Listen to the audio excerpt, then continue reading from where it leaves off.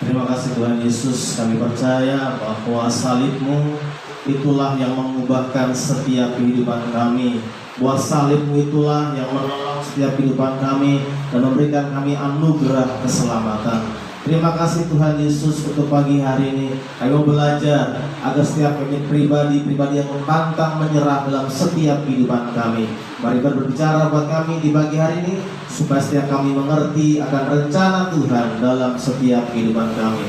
Dan biarlah hati kami seperti tanah yang subur untuk menerima setiap kebenaran firman Tuhan. Di dalam nama Tuhan Yesus kami berdoa dan bersyukur. Mari semua katakan amin. Ya, shalom, silakan duduk. Coba berikan senyum pada kiri kanannya sambil katakan Tuhan Yesus memberkati. Ya, lihat senyum. Berikan senyum dulu buat kiri kanan. Ya saudara, kita masuk di bulan yang baru, tentunya dengan sebuah tema yang baru. Kalau di bulan Juli kita belajar tentang terobosan, dan saya percaya setiap kita pasti akan mengalami terobosan. Amin. Dan di hari ini saudara, kita mau belajar di sepanjang bulan Agustus tentang never give up atau pantang menyerah. Kadang-kadang ketika kita lagi membuat terobosan, kita suka menyerah. Nah, makanya kita mau belajar bagaimana setiap kita sebagai anak-anak Tuhan harus punya mental tidak pernah menyerah. Kita lihat saudara, di dalam Lukas pasal 18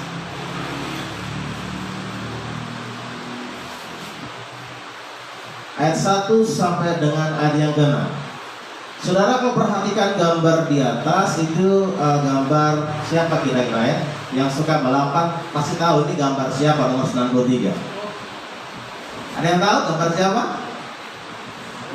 Yang suka balapan tahu. Ini siapa nih kira-kira nih yang di depan ini? Rossi 46. Ini Marquez saudara. Ini pembalap yang luar biasa. Dia sering kali juara dunia, dan ini adalah foto saudara di mana waktu itu dia juara di Moto2, itu kelas di bawah MotoGP. Jadi waktu itu saudara, tahun 2012 karena sebuah kesalahan maka si Marquez harus start di posisi paling belakang, yaitu posisi 33 dari 33 pembalap. Artinya dia berada di paling belakang saudara. Tapi luar biasanya, meskipun pada waktu itu sebenarnya dia sudah menjadi juara dunia. Artinya balapan ini tidak ada pengaruhnya. Dia mau finish kah atau mungkin dia tidak balapan juga sekalipun, sebenarnya dia sudah juara. Tetapi pada waktu saudara, kita melihat bagaimana Marquez itu punya mental yang begitu luar biasa. Dia orang yang pantang menyerah. Meskipun dia start di nomor 33, tapi luar biasanya dia pertama mulai pelan-pelan naik sampai akhirnya dia finish nomor 1. Bahkan jarak orang nomor 2 itu 1 detik. Itu sangat jauh saudara. Cukup jauh, 1 detik jarak antara pembalap pertama dengan pembalap kedua. Bayangkan, dari 33 sampai naik menjadi 1. Meskipun sebenarnya sudah tidak pengaruh buat dia, tetapi dia belajar untuk tidak pernah menyerah. Kemarin waktu awal pembukaan GP saudara, hal yang sama pun terjadi. Ketika dia sudah pimpin di posisi pertama, tiba-tiba ketika dia menikung, dia terlalu melebar sampai di pasir-pasir, sehingga terbuang sampai di paling belakang. Dan lihatlah bagaimana perjuangan dia. Dia mulai merangkak dari paling belakang saudara, sampai akhirnya di nomor 3. Tinggal beberapa lap lagi. Tapi dia jatuh juga. Tapi pesannya adalah bagaimana dia punya spirit, punya mental yang pantang menyerah. Kita juga melihat di firman Tuhan bagaimana seorang janda yang tidak kalah tentunya dengan Marquez saudara. Meskipun sudah tua, seorang perempuan, tapi dia punya mental pantang menyerah yang luar biasa. Dalam Lukas pasal 18 ayat 1 sampai dengan ayat yang ke-8 saudara. Lukas 18 ayat 1 sampai dengan 8. Kita akan membacanya silih berganti. Saya akan membacakan ayat yang ganjil, sedangkan Bapak Ibu akan membacakan ayat-ayat yang genap. Bagi yang sudah menemukannya bisa katakan haleluya. Oke. Sudah semua? Sudah haleluya jadi. Oke, saya akan bacakan berikutnya. Perumpamaan tentang hakim yang tak benar. Yesus mengatakan suatu perumpamaan kepada mereka untuk menegaskan bahwa mereka harus selalu berdoa dengan tidak jemu-jemu.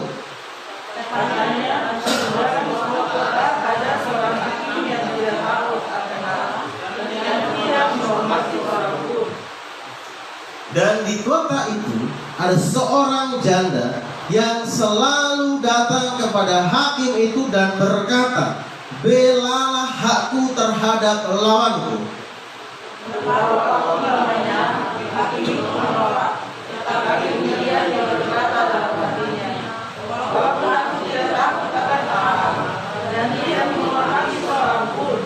Namun karena janda ini menyusahkan aku, baiklah aku membenarkan dia supaya jangan terus saja ia datang dan akhirnya menyerang aku.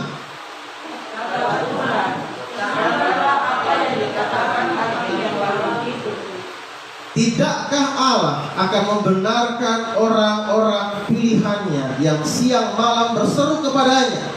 Dan adakah ia mengulur-ulur waktu sebelum menolong mereka? Aku katakan kepadamu, Dia akan segera membenarkan mereka. Tetapi tidak ada manusia yang datang, adakah yang dapat iman? Oke saudara, kita lihat di depan. Kita akan membaca ayat pertama secara bersama-sama. Perhatikan warna yang kuning. 1, 2, 3. Yesus mengumpamakan suatu perumpamaan kepada mereka untuk menegaskan bahwa mereka harus selalu berdoa dengan apa? Dengan tidak jemu-jemu. Saudara, kalau kita melihat terjemahan lain di NIV itu katakan not give up, artinya tidak boleh menyerah, saudara. Kalau kita melihat di pasal ini, Yesus membuka sebuah perumpamaan dengan sebuah kesimpulan di depan. Dia mengatakan bahwa kalau kamu mau berdoa, tidak boleh jemu-jemu. Kalau kamu mau berdoa, tidak boleh menyerah. Jadi dia sudah mengatakan di kesimpulannya dulu. Ini intinya, kalau kita berdoa, jangan pernah menyerah. Baru dia mulai menceritakan sebuah cerita perumpamaan bagaimana caranya supaya setiap kita, setiap anak-anak Tuhan jangan menyerah. Diumpamakan ada seorang janda, saudara, yang punya masalah, yang punya perkara. Kemudian dia datang kepada hakim yang diumpamakan hakim yang tidak benar, hakim yang tidak mengenal Tuhan. Kemudian wanita ini terus datang kepada hakim ini supaya diminta untuk membela haknya terhadap lawannya. Karena terus-menerus janda ini datang kepada hakim ini, hakim merasa terganggu. Kemudian dia membela janda ini untuk membela perkaranya. Disitulah Tuhan mengajarkan bahwa janda ini adalah pribadi yang tidak pernah menyerah. Kita akan melihat, saudara, bagaimana ada 3 hal penting yang dilakukan oleh ketiga janda ini yang kita mesti belajar agar setiap kita menjadi pribadi yang tidak pernah menyerah. Amin, saudara. Coba kita baca nilai ini bersama-sama. 1, 2, 3. Ketika kita memutuskan untuk menyerah, maka itu adalah akhir dari perjuangan kita. Dan kita tidak akan mendapatkan sesuatu, dan justru kita hanya akan mengalami kerugian. Saudara, perhatikan gambar di situ. Itu ada gambar katak yang sedang dimakan, saudara. Tapi katak ini tidak pernah menyerah sampai titik darah penghabisan. Meskipun sudah masuk di dalam mulutnya burung ini, saudara, tetapi tangannya masih berusaha. Itu menggambarkan bahwa katak ini tidak mau menyerah sampai benar-benar sudah habis nafas. Kenapa, saudara? Ketika kita memutuskan untuk menyerah, sebenarnya itu sebuah akhir dari apa yang sedang kita perjuangkan selama ini. Dan sebenarnya ketika kita menyerah, kita tidak akan pernah mendapatkan sesuatu. Justru yang kita dapatkan adalah kerugian. Kenapa? Kita sudah rugi berapa waktu lamanya kita berjuang. Kita rugi sudah berapa waktu lamanya kita berusaha. Bahkan juga mungkin kita rugi dengan tenaga kita, rugi dengan uang kita, dengan segala sesuatu. Ketika aku berhenti, maka sebenarnya itu kita mengakhiri segala sesuatu. Untuk itu saudara, kita belajar sekali lagi, jangan pernah untuk menyerah. Apapun kondisinya, seperti janda tadi yang tidak pernah menyerah. Ada 3 hal yang akan kita belajar di pagi hari. Yang pertama, kita katakan sama-sama, 1, 2, 3. Lakukan terus. Katakan sebelahnya, kakak, lakukan terus. Bilang sebelahnya, lakukan terus. Maksudnya apa saudara? Coba kita perhatikan di ayat yang ketiga. Kita baca sama-sama. 1, 2, 3. Dan di kota itu ada seorang janda yang selalu datang kepada hakim itu dan berkata, belalah hakku terhadap lawanmu. Saudara, jadi hal yang pertama yang dilakukan oleh janda ini adalah dia selalu datang, terus menerus datang kepada hakim yang tidak benar ini. Saudara, dia tidak pernah tahu apakah hakim itu mau menolong dia atau tidak, karena tidak pernah diceritakan bahwa hakim itu punya hubungan yang dekat dengan janda ini. Dan janda ini pun ya mungkin janda seperti bagaimana, kalau dia meminta sampai merengek-rengek, artinya dia tidak punya uang untuk membayar namanya pengacara, membayar hakim. Tetapi yang dia tahu saudara, bahwa dia harus senantiasa datang terus menerus kepada hakim ini. Mungkin ketika hakim ini keluar dari pengadilan, dia tunggu di luar. Tolong Pak, bila saya punya perkara kan. Ketika hakim ini pulang, mungkin juga dia mengikutinya sampai di rumah, tunggu di rumahnya, ketok pintu. Tolong Kak, bantu saya Kak, supaya saya diberikan keadilan. Terus menerus saudara, selalu datang. Dia tidak pernah berhenti untuk melakukan permintaan tolong kepada hakim ini. Pesannya apa saudara? Ketika kita sedang mengerjakan sesuatu, jangan pernah kita mau berhenti sebelum kita mendapatkan apa yang kita sedang kerjakan. Ingat di awal tadi, ketika kita berhenti, maka sebenarnya kita sudah kehilangan segala sesuatu. Saudara, perhatikan gambar. Ini sebuah ilustrasi bagaimana pada waktu itu di sini ada mutiara atau emas ke apa saudara yang sedang digali, yang sedang dicari. Laki-laki ini sudah terus menggali, tetapi sayang sekali sampai di titik yang sebenarnya tinggal selangkah lagi dia mendapatkan, dia mengambil keputusan untuk dia berhenti. Pertanyaannya saudara, ada berapa banyak tenaga yang dia buang, ada berapa banyak waktu yang dia buang untuk menggali yang begitu dalam. Tetapi ketika dia berhenti dan tidak mau terus-menerus melakukannya, maka dia sudah kehilangan sesuatu. Sekali lagi, janda itu tidak pernah mau berhenti. Dia terus-menerus datang kepada hakim itu. Selalu datang, selalu datang. Saudara, apakah arti kata selalu? Selalu ya, selalu ya. Tidak pernah tanpa pergi begitu. Tidak pernah absen, tidak pernah tidak, saudara. Itu selalu. Kadang-kadang saudara, ketika kita mengambil komitmen untuk hidup dekat dengan Tuhan, oh Tuhan, saya mungkin di zaman Tuhan lewat khotbah atau mungkin lewat apalah, tiba-tiba kita ambil keputusan, mulai hari ini saya akan serius dengan Tuhan, saya mau datang pada Tuhan setiap pagi baca firman Tuhan. Puji Tuhan saudara. Hari pertama luar biasa, setia. Hari kedua masih semangat. Hari ketiga, hari keempat mulai jam bangunnya mulai terlambat, dan akhirnya bukan bangun pagi-pagi benar, tapi benar-benar pagi. Artinya sudah siang begitu, benar-benar pagi. Kenapa? Karena kita berhenti, kita menyerah. Atau mungkin juga ketika kita sedang berusaha sebuah pekerjaan saudara, kita lamar sana, lamar sini, tidak ada yang menerima kita. Jangan pernah berhenti. Lakukan terus menerus. Mungkin kau sedang gagal di kali kelima. Saudara, terus lakukan saudara, jangan pernah berhenti. Saya sangat diberkati dengan sebuah kisah tentang minuman 7up. Bagaimana awal mula minuman ini ditemukan saudara. Jadi ada seorang pengusaha, dia sangat senang dengan minuman bersoda di Amerika. Di sini jarang, ini di Amerika. Kemudian dia menamai perusahaannya dengan 3up atau 3up, saudara. Dia mulai berjualan Tetapi permasalahannya, produknya tidak laris dan cenderung tidak laku. Kemudian dia mulai berinovasi. Mungkin gara-gara namanya kan 3up sehingga tidak laku. Dia mengubah namanya menjadi 4up atau 4up. Dari 3 menjadi 4.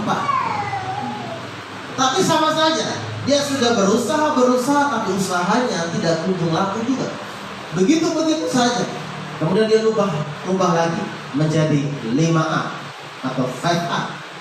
Ya, dia berharap ketika sudah ganti angka 5 ya mungkin dia akan yang bagus kan. Tapi sama juga, usaha ini tidak berkembang. Dan akhirnya dia mengubah lagi menjadi 6up atau 6up. Tapi sekali lagi saudara, usahanya juga tidak berhasil. Dan akhirnya dia give up, dia menyerah untuk tidak meneruskan pekerjaannya lagi, tidak meneruskan perusahaannya lagi, dan dia jual perusahaan itu. Kemudian ada orang yang membeli perusahaan tersebut, dan orang tersebut mengganti namanya menjadi 7up, 7up, dan akhirnya 7up ini masih ada sampai dengan sekarang.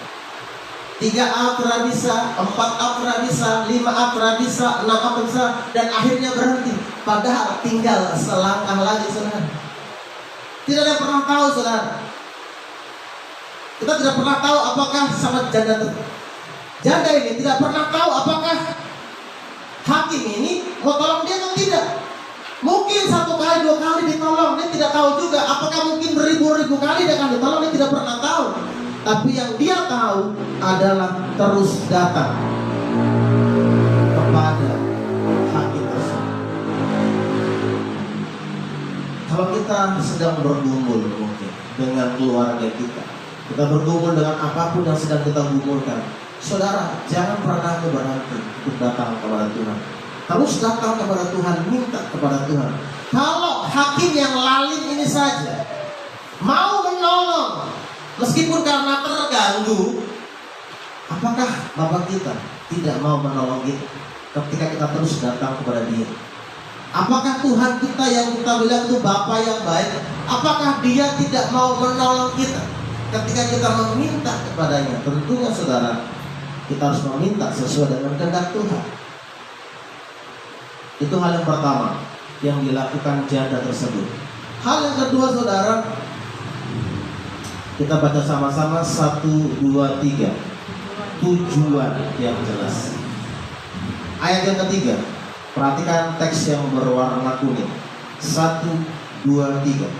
Dan di kota itu ada seorang janda yang selalu datang kepada hakim itu dan berkata, apa?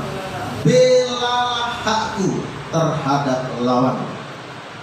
Saudara, fokus tujuan daripada wanita ini atau janda ini hanyalah satu, yaitu dia minta supaya perkaranya dibela. Ada kemungkinan dia mengalami situasi di mana dia mendapatkan perlakuan yang tidak adil. Apalagi dia hanya seorang janda yang secara budaya dia sangat lemah, tidak ada yang melindungi dia, tidak ada yang memproteksi dia. Dan juga ada kemungkinan dia seorang yang miskin karena dia tidak mampu membayar seorang hakim. Dan dia seorang diri, tidak ada yang menemani dia. Tetapi saudara, sekali lagi, bahwa dia punya tujuan yang sangat jelas. Tujuannya satu, hanya mau datang kepada hakim itu supaya hakim itu membela perkara. Kita baca sama-sama 1, 2, 3. Tujuan adalah jalan yang jelas untuk mencapai apa yang kita tuju. Tanpa tujuan maka kita bisa melakukan sesuatu yang seharusnya tidak kita kerjakan. Saudara, tujuan itu ibarat seperti jalan untuk kita mencapai apa yang sedang kita tuju. Kalau kita berjalan tanpa tujuan, seperti pacar di depan, dia bingung. Dia mau kemana? Di sini mau ke mungkin ke AB kan, jadi mau ke Kerang kan, mau ke mana kan, Sentani kan, atau mungkin mau ke Jayapura kan, dia bingung. Sama seperti mungkin ketika ibu-ibu belanja di pasar atau di mall tanpa panduan atau catatan apa yang harus dibeli, saudara. Maka dia bisa membeli sesuatu yang seharusnya tidak dibeli. Mungkin dari rumah dia hanya membeli minyak goreng, kemudian beras dan lain sebagainya. Ini pergilah ke Borobudur atau pergilah ke Matahari. Sebelum ke Hypermart, saudara, di bagian bawah itu kita harus melewati Matahari dulu. Ketika kita masuk, yang harusnya kita langsung ke bagian bawah untuk belanja barang-barang dapur, tapi mata kita tergoda. Di depan sudah ada orang yang menawarkan, mari parfumnya dicoba dulu. Kan bagian depan kan parfum, saudara. Sampai di depan bagian-bagian sepatu. Wah, maka kita mulai terganggu. Yang harusnya beli beras, beli minyak, beli telur, seperti saya pulang hanya dengan beras, dengan baju, minyak dan telur tidak dibeli. Karena apa? Karena tidak punya tujuan yang jelas, sehingga dia akhirnya mengerjakan atau melakukan sesuatu di luar apa yang dia rancangkan. Memang beda, saudara, antara itulah keunikan seorang wanita. Saya pernah melihat sebuah gambar ilustrasi, tidak semua, saudara, ini kebanyakan. Jadi ketika ada gambar itu tentang mall, itu diberikan sebuah seperti garis-garis. Kalau yang pergi itu yang tanpa tujuan, dia seperti dia bisa keliling semua tempat, saudara. Tapi kalau orang yang punya tujuan, langsung masuk ke tujuan, langsung pulang. Jadi wanita bisa juga pria, intinya yang tidak punya tujuan, saudara. Tapi kalau kita punya tujuan jelas. Seperti saya, kalau saya lagi perlu beli apa, contoh ingin beli sepatu, begitu masuk di mall langsung ke sport station, langsung ke bagian laki-laki. Contoh sepatu basket, langsung cari di situ tempat yang saya mau. Tidak mau pergi lihat sepatu bola bagaimana, sepatu lari bagaimana, ya karena itu akan buang-buang waktu bagi saya. Harus punya tujuan yang jelas. Dan wanita ini punya tujuan yang jelas. Datang kepada hakim itu supaya dibela perkara. Saudara, saya ingat dengan kisah di Markus pasal yang ke-5 ayat 28 itu tentang perempuan yang punya penyakit pendarahan. Dan dia sudah menderitanya selama 12 tahun. Selama 12 tahun dia begitu banyak menghabiskan uangnya untuk membeli obat, pergi ke dokter dan selain sebagainya. Tetapi permasalahannya, penyakitnya tidak kunjung sembuh, justru semakin parah, saudara. Kemudian dia mendengar bahwa Yesus datang dan dia bilang begini, asal kujama saja jumbai jubahnya, maka aku akan sembuh. Apa yang dilakukan? Ketika Yesus datang, saudara, namanya kalau Yesus datang itu tidak pernah sepi. Saudara pernah lihat kalau ada artis lewat, apalagi artis terkenal, kayak pemain-pemain bola, saudara, pergi dari mana begitu, itu semua orang sudah datang, atau sudah mulai heboh, ayo minta foto, semua lagi mengerumun, saudara. Dan bayangkan, ketika Yesus datang tidak ada orang, selalu ramai. Karena apa? Mereka ingin mendengarkan Yesus, mereka ingin melihat Yesus. Dan itu lagi ramai. Bayangkan orang lagi pendarahan. Saudara, saya bisa membayangkan sakitnya bagaimana pendarahan. Istri saya saja waktu awal-awal kami menikah, setiap kali dia datang bulan selalu masuk rumah sakit. Selalu. Itu hampir 2 tahun, setiap bulan masuk rumah sakit, 3-4 hari bulan, absen terus setiap bulan. Bahkan sampai begitu sakitnya, akhirnya dikasih morfin karena sudah tidak bisa menahan sakitnya dan baru dioperasi, saudara. Itu sakit, saudara. Apalagi kan orang-orang kalau lagi itu kan suka di rumah karena ya sakit lah, ada yang guling-guling, ada yang bagaimana begitu. Bayangkan ini pendarahan 12 tahun. Mungkin sudah habis fisiknya. Mungkin dia bisa fokus pada sakit penyakitnya. Bisa dia fokus kepada apa yang dia alami. Tetapi dia tidak mau fokus kepada apa yang dia alami. Tapi dia belajar untuk fokus kepada Yesus. Dia belajar bagaimana untuk meraih jubah Yesus. Dia belajar meskipun ada begitu banyak tekanan, ada begitu banyak orang yang ada di situ, dia tidak mau dilewatkan dengan yang namanya tidak menjamah jubah Yesus. Saudara, Kalau di hari ini kita punya tujuan atau kita sedang mengerjakan sesuatu, mari fokus dengan apa yang sedang kamu kerjakan. Ketika ada tawaran-tawaran, contoh anak muda datang dari kampung ke Jayapura untuk sekolah, untuk kuliah, ya sudah fokusnya adalah untuk kuliah. Jangan fokus yang lain. Yang lain itu hanyalah ya pemanis saja. Tapi intinya adalah bagaimana engkau datang ke sini kuliah, sekolah. Kalau SMA 3 tahun pas, kuliah 4 tahun pas, jangan lebih, jangan kurang. Kalau kurang bagus kan? Artinya lebih cepat lulus gitu. Fokus saja pada itu. Kalau kau sedang memulai usaha, fokus kepada yang itu yang sedang kita kerjakan. Belum kita lagi bikin, baru berapa hari ganti lagi. Kapan jadinya saudara? Sama juga ketika kau lagi fokus kepada Tuhan. Mari, ketika dunia mulai mengajak saudara untuk meninggalkan Tuhan, fokusmu harus tertuju kepada Tuhan. Di zaman saya masih kecil, godaan banyak dari televisi. Karena apa? Karena acara-acara kartun yang bagus itu hari Minggu. Ya Doraemon lah, ya Dragon Ball lah saudara, itu selalu ada di hari Minggu. Dan itu selalu menggoda untuk tidak pergi ke gereja karena tontonan itu saudara. Sekarang mungkin berbeda. Mungkin di hari Minggu, Senin sampai Sabtu kita kerja, teman-teman mulai bilang, ayo kita ini kah, pergi kemana kah, jalan-jalan kah, ke pantai kah, ke air terjun kah, di hari Minggu. Itu godaan saudara. Atau mungkin juga pekerjaan, itu juga godaan. Tadi pagi saya sangat diberkati tentang sebuah komitmen tentang tujuan yang jelas.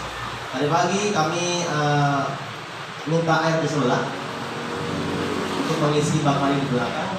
Kemudian saya mau beli air dan juga beli baterai sekalian lah. Dia buka, sekalian saya buka air, plus saya beli baterai dan beli air. Saya tanya, oh beli baterai kah? Aduh pendeta, saya tidak mau jual di hari Minggu karena saya sudah komitmen untuk tidak menjual di hari Minggu.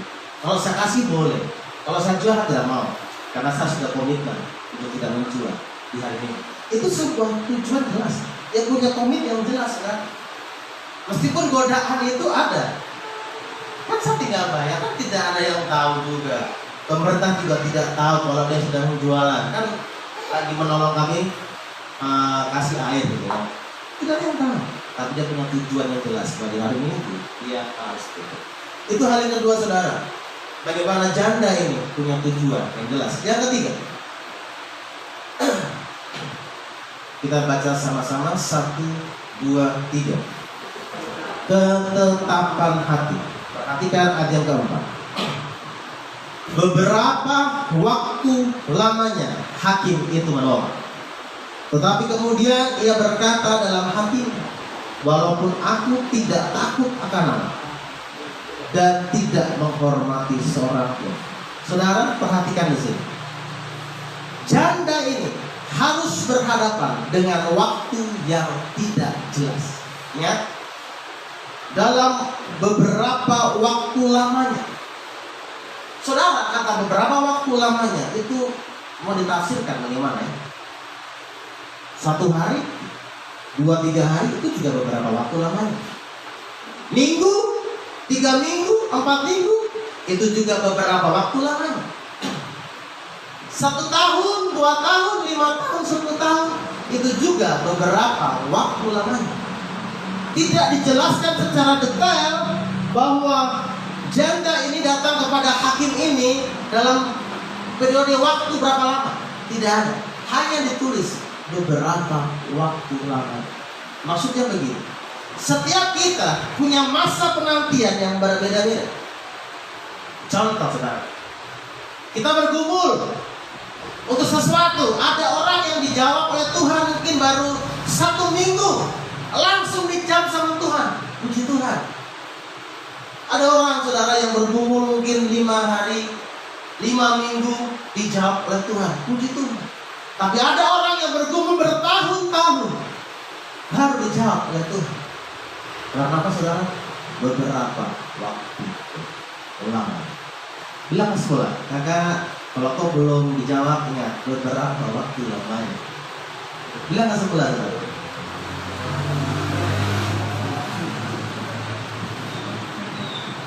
Beda-beda. Ada yang cepat, ada yang lambat, bahkan sangat lambat. Saya berdoa itu untuk berjumpa dengan ayah saya itu beberapa waktu lamanya, 28 tahun baru bisa terjawab doa saya. Beberapa waktu lamanya. Itu yang pertama, saudara. Yang kedua, dia berhadapan dengan sebuah penolakan. Ingat, dia berhadapan dengan hakim yang tidak takut Tuhan dan tidak menghormati manusia manapun. Apalagi ini hanya seorang janda saja yang tidak ada keuntungannya buat hakim ini. Saudara, kalau kau ditolak, kau mengerjakan segala sesuatu ditolak, bagaimana perasaan saudara? Kecewa. Saudara tahu kisah bagaimana penulis buku Harry Potter, saudara? Rowling, saudara. Dia itu ya lahir dari seorang keluarga yang tidak mampu juga. Dan pada waktu itu, saudara, dia suka menulis. Dia suka menulis. Dia membuat satu karangan-karangan cerita, novel. Dan dia mulai menjual novel itu. Tetapi permasalahannya, pada waktu itu orang tidak memperhitungkan perempuan sebagai seorang penulis. Jadi dia berpikir, bagaimana saya menjual novel saya? Beberapa kali dia masukkan ke dalam percetakan, selalu ditolak dan ditolak. Tetapi tidak membuat dia berhenti untuk menulis. Dan akhirnya dia menyiasati dengan tidak menulis namanya lengkap, hanya dengan sebuah inisial, J.W. Rowling. Dan akhirnya dia masukkan ke dalam sebuah percetakan dan diterima. Tapi dia mengalami begitu banyak penolakan dan penolakan. Dan sekarang novel itu bukan hanya dibaca dan menjadi sebuah novel yang begitu laris berdunia, tetapi juga difilmkan. Tetapi dia melewati sebuah penolakan. Sama dengan wanita ini, dia alami sebuah penolakan. Kadang-kadang ketika kita lagi kerja sesuatu, kita tanya kepada teman kita, bagaimana ya kamunya? Kamunya terbaik ya? Baru bilang tidak baik saja langsung berhenti. Langsung nyali pecek, saudara. Hanya dibilang tidak bagus. Atau mungkin ketika kita masak, kemudian kita bilang kepada teman-teman, datang sudah, tes punya masakan. Ternyata masakannya luar biasa, kebanyakan garam, gitu kan? Orang mulai bicara, ini macam mau ini kan? Minta kali cepat kan? Karena banyak garam, langsung tidak mau masak lagi karena ada sebuah penolakan. Jangan pernah berhenti, saudara, masak terus sampai tahu bagaimana itu masak, saudara. Terus saja lakukan terus menerus. Sama seperti janda ini, mau dia galak kah, tidak tahu ya. Membayangkan hakim baru tidak takut Tuhan dan tidak menghormati seorang pun. Kira-kira dia bahasa bagaimana ya? Contoh nih, datanglah ibu ini, Pak Hakim, tolongkah bantu saya.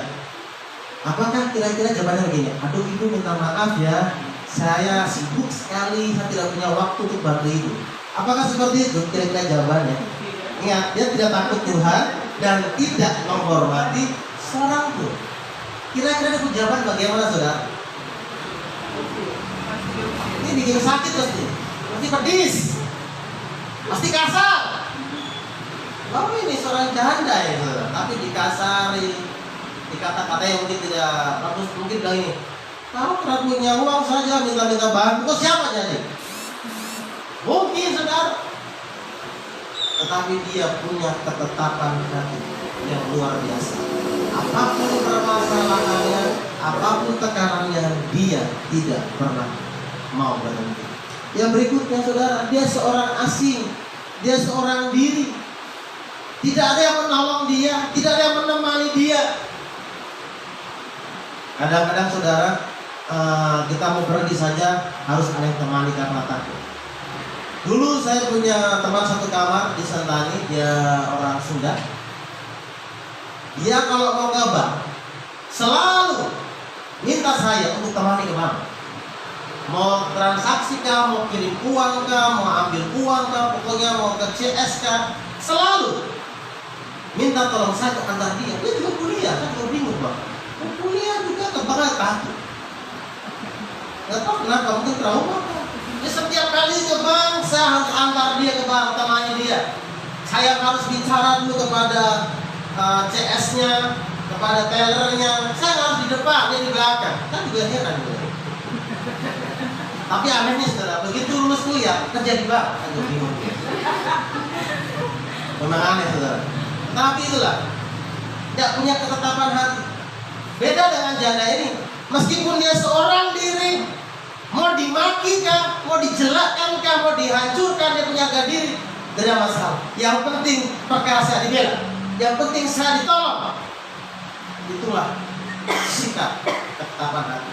Jadi kalau di hari ini saudara, kalau kita lagi bekerja, lagi berusaha, contoh nih ya, yang lagi berubah, tiba-tiba dari nakal ke baik, kan banyak orang bilang begini, paling cuma 1 minggu, habis itu kembali lagi. Kadang-kadang kok baru mau baik kah bikin saya begitu lagi, coba bantu saya kak.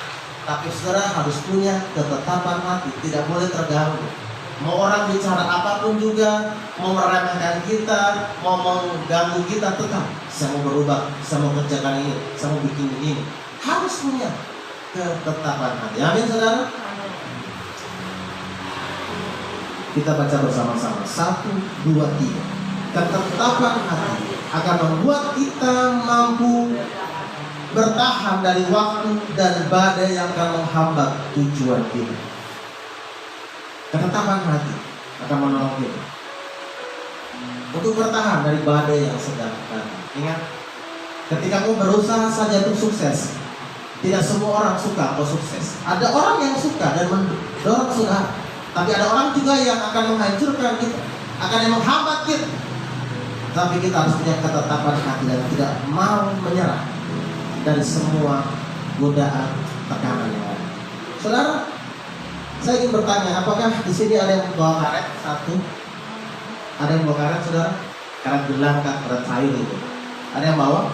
Saya ingin buat sebuah ilustrasi tentang bagaimana kita harus punya ketetapan hati dan tidak pernah menyerah. Minta maaf, saya lupa menyiapkan. Mungkin kalau yang punya konde punya karet sayur itu, ya bisa pinjam sebentar kan? Dikorbankan dulu kan begitu. Ada yang punya rupanya ada tapi kamu yang dulu ya. Oke, ibu bisa berdiri, ibu pegang sendiri saja. Oke. Itu double toh, double kan 100 saja. Oke bu, silakan berdiri di sini. Saudara, ibu bikin tangan begini dengan karet itu. Ya, saudara, 1 saja. Nanti kalau ini bukan karet. Oh bukan. Ya karet ada. Oh bisa tulis toh. Oke. Saudara, jadi ini gambaran tentang ketetapan hati. Ketika kita sedang berjuang, ketika di tahap-tahap awal itu seperti itu berapa ya tahan begini, tahan di tangan. Ya, dia punya daya tekannya tidak terlalu kuat karena hanya baru pendek saja saudara. Sehingga ya kalau ada beban itu belum terlalu besar. Tapi coba semakin lama lagi, ketika ibu berdoa begini contohnya. Semakin lama kita bergumul kok sepertinya enggak jadi-jadi ya. Kita berdoa, tahan ya, memang capek kan. Kita berdoa sepertinya tidak dijawab Tuhan. Bertahun-tahun semakin berat saudara. Kenapa? Semakin lama kita berdoa. Orang mulai mengejek, mana Tuhanmu yang hidup? Katanya rajin ke gereja, tapi tidak dijawab oleh Tuhan. Ibu terus berdoa lagi, makin kuat. Terus kuat, semakin kuat. Ya, belum kuat. Sampai ibu sakit. Ketika dia makin kuat, makin lama, maka tentunya tangannya akan sakit saudara. Berbeda ketika hanya dia berdoa ya, mungkin ya asal-asal Semakin dia teguh berdoa, semakin dia giat berdoa, semakin lama dia berdoa, maka badai itu, tekanan yang membuat jari ini semakin sakit. Mungkin kau belum melihat sesuatu. Beberapa waktu lamanya itu sangat lama. Tapi kau tidak boleh menyerah. Kau harus punya ketetapan hati. Ibu terus berdoa, tarik lagi, terus sampai benar-benar ini putus. Nanti kau ganti keterangannya. Terus sampai dia putus. Kuat. Oke. Saya pindah. Terus sekarang dulu. Saudara, mungkin kau berdoa 1 tahun Tuhan menjawab. Bukan berarti kau berhenti. Memang sakit, tapi kita mesti berdoa. Sampai kapan saudara? Sampai yang kita pergumulkan, apa yang kita kerjakan itu dijawab Tuhan. Sampai dia benar-benar putus. Itu baru namanya berdoa. Karena ketika kau berhenti di pertengahan, kau tidak mendapat apa-apa, hanya sakit di tangan, rugi waktu, rugi tenaga. Tetapi ketika engkau mau berjuang tanpa menyerah, sama seperti janda ini, dia tidak mau berhenti untuk datang kepada hakim. Sampai kapan? Sampai hakim itu menolong dia. Ingat, hakim ini sebuah gambar. Hakim yang tidak mengenal Tuhan tapi mau menolong dia. Apalagi Tuhan kita yang hebat, Bapa yang baik, Bapa yang luar biasa. Ketika mau bergumul, tidak mungkin ketika seorang anak meminta roti, maka Tuhan kasih dia ulang. Tidak mungkin kita minta makanan, Tuhan kasih batu. Tidak mungkin. Terus datang kepada Tuhan. Harus punya tujuan yang jelas dan harus punya ketetapan hati. Biarlah firman Tuhan di pagi hari menolong kita menjadi pribadi yang tidak menyerah. Kita akan menyerah. Kita akan menyerah pada apapun juga. Sebelum ku coba semua yang ku bisa, tetapi ku berserah kepada kehendakmu.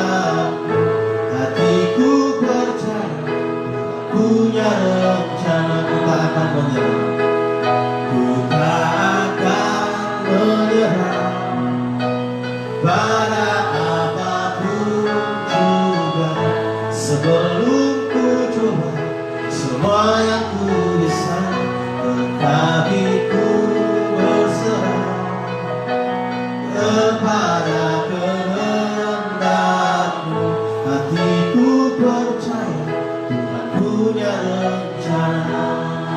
Saudara, ketika Tuhan masih mengizinkan engkau punya kekuatan, punya tenaga, jangan pernah kau berhenti.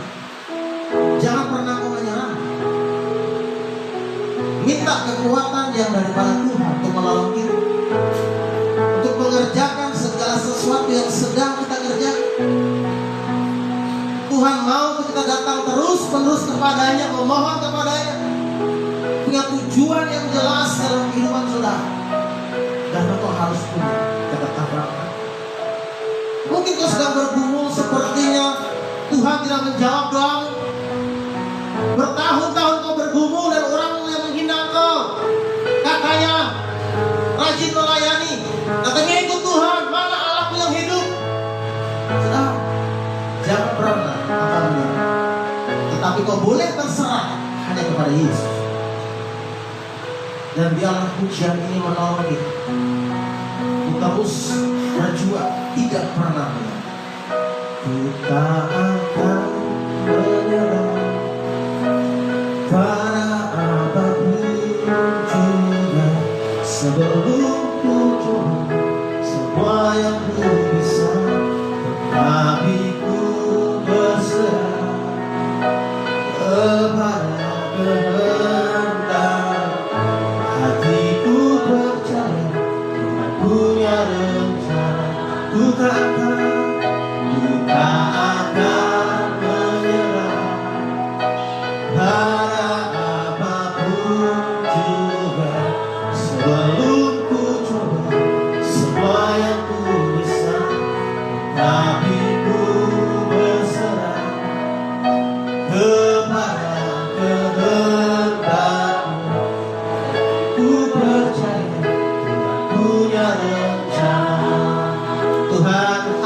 kami percaya Tuhan punya rencana. Hati kami percaya Tuhan akan menolong kami. Hati kami percaya bahwa Tuhan tidak pernah meninggalkan kami, karena Kau Bapa yang baik. Terima kasih Tuhan Yesus. Biarlah firman-Mu terus tertanam dalam kehidupan kami. Di dalam nama Yesus kami sudah berdoa dan bersyukur. Mari semua katakan